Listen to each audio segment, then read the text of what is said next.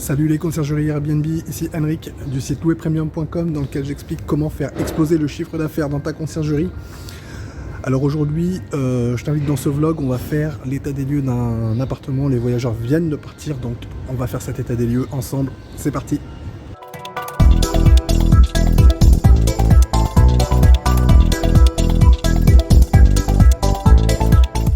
Alors juste avant de commencer, je t'invite à cliquer sur le bouton s'abonner qui se trouve juste en dessous et à activer les notifications pour être informé de toutes mes prochaines vidéos sur la conciergerie Airbnb.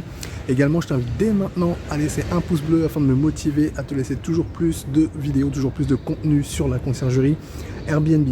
Alors aujourd'hui, on va faire ensemble l'état des lieux d'un appartement des voyageurs qui viennent tout juste de partir. Donc c'est un 2 pièces, on va le voir ensemble.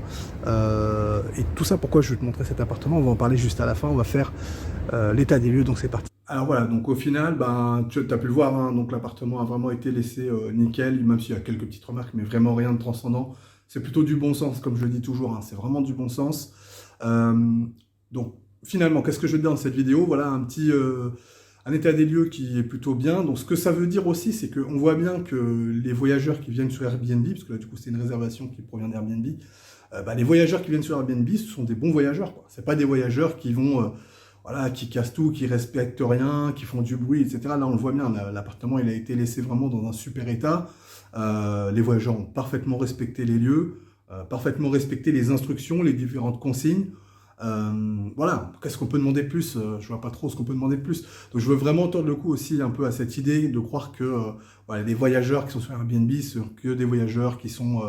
voilà, qui cassent tout et qui respectent pas les lieux. Là, franchement, on a juste la preuve que c'est voilà, que c'est pas vrai, quoi. Et bien évidemment, des mauvais voyageurs, il y en a un peu partout, hein, c'est pas spécialement sur Airbnb. Donc voilà. Mais en tout cas, aujourd'hui, on a vraiment l'exemple, voilà, de choses qui se passent très bien. Savoir qu'ici, c'est quand même, ça se passe toujours comme ça, hein. J'ai jamais eu de soucis particuliers dans cet appartement-là. De choses cassées, manquantes, etc. Ou alors ça peut arriver, et à ce moment-là, les voyageurs nous le signalent, mais ça, c'est des choses voilà, qu'on va pas forcément relever, du style... casser un verre, casser une assiette, ça c'est des choses, ça arrive au moment où on fait la vaisselle, c'est des choses qui peuvent arriver. Donc voilà, moi j'en tiens pas compte. Tout ça, comme je le disais tout à l'heure, c'est vraiment le bon sens, quoi. Il y a un moment donné, il faut juste faire appel au bon sens, quoi. Et bien comprendre qu'il y a certains matériels que tu peux facturer, que tu dois peut-être facturer même si jamais c'était cassé, comme la télé, un canapé, une table, etc. Bon là, voilà, il n'y a pas photo. Mais par contre, voilà, une personne voilà, qui a cassé une assiette, ça me paraît juste inacceptable d'aller vouloir facturer une assiette, quoi. Voilà, les voyageurs les plus sérieux de toute façon vont te le dire, parfois même ils vont te laisser une pièce d'1 euro ou 2 euros pour te dire voilà, on a cassé une assiette et ça vous permettra de le racheter. Pour les plus honnêtes, c'est ce qui va se passer. Puis pour le reste, écoute, les assiettes, etc., les verres, à mon sens, tu dois vraiment les compter comme du consommable, hein, parce que ça va inévitablement se casser à un moment donné. Voilà, c'est toujours compliqué à mon sens d'aller facturer à un voyageur une assiette. Le temps que tu fasses la facture et que tu lui envoies les 2 euros en question, tu les as déjà dépensés, quoi. Donc, à mon sens, c'est pas des choses à facturer. Maintenant, celui qui nous dit qu'il a cassé la moitié de la vaisselle, bon là, il se moque un peu de nous. Donc celui-là, on va le facturer très clairement. Mais voilà, il faut juste faire appel à un petit peu de bon sens. C'est quand même, voilà, c'est quand même des choses qui sont un peu indispensables.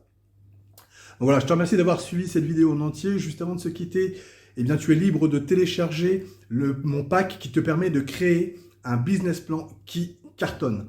Donc pour ça, ce pack, tu peux le télécharger là en cliquant sur le lien qui se trouve juste en dessous. Là, tu déroules, il y a un lien, tu cliques, tu me laisses ton prénom, ta meilleure adresse mail, je t'envoie tout ça automatiquement chez toi.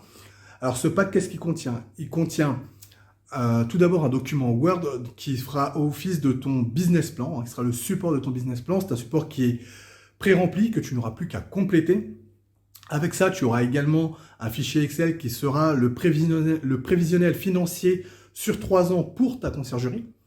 Et enfin, un guide PDF qui va t'expliquer pas à pas comment remplir chacune des informations, quelles études tu dois faire avant d'avancer. Et voilà, tout ça te permettra de te faire avancer pas à pas, étape par étape, très facilement. Donc le mieux, c'est que je te laisse cliquer là dès maintenant sur le lien qui se trouve juste en dessous, puis je te retrouve tout de suite de l'autre côté.